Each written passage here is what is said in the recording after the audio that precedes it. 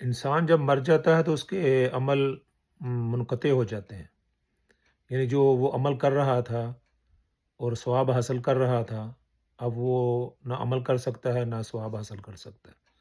لیکن تین ایسے عمل ہیں جو اس کو مرنے کے بعد بھی اس کا ثواب پہنچتا رہتا ہے۔ وہ کون سے ہیں؟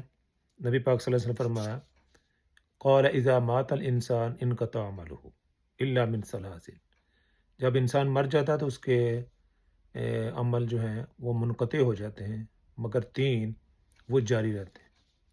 ان میں سے سب سے پہلے ہے صدقۃ جاریہ، صدقہ جاریہ، یعنی کوئی اس نے کنواں کھدوا دیا، کوئی مسجد بنوا دی، کوئی مدرسہ بنوا دیا، کوئی شفا خانہ، کوئی راستہ، کوئی سڑک بنوا دی، کوئی، تو اس کا ثواب پہنچتا رہتا ہے۔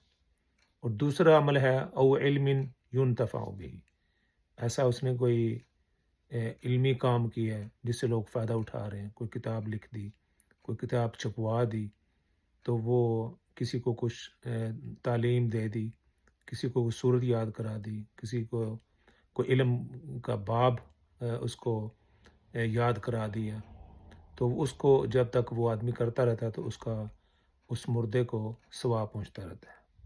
اور تیسری بات یہ شاہ فرمائے او والدن صالح یدعو لہ، یا اس نے کوئی نیک اولاد چھوڑی ہے جو اس کے لیے دعا کرتی رہتی۔ تو یہ تین عمل ایسے ہیں کہ جو اس کو مرنے کے بعد بھی اس کا ثواب پہنچتا رہتا ہے، یعنی ڈائریکٹ ڈیبٹ اس کو کہا آج کے دور میں، آج کی زبان میں ڈائریکٹ ڈیبٹ، کہ اس نے کوئی ایسے عمل کر دیے ہیں جس کا اس کو براہ راست ثواب پہنچتا رہتا ہے۔ تو انسان کو چاہیے کہ وہ کوئی صدقہ جاریہ والا کام یا علمی کام یا کوئی اولاد ایسی چھوڑے جو اس کے لیے دعا کرتی رہے۔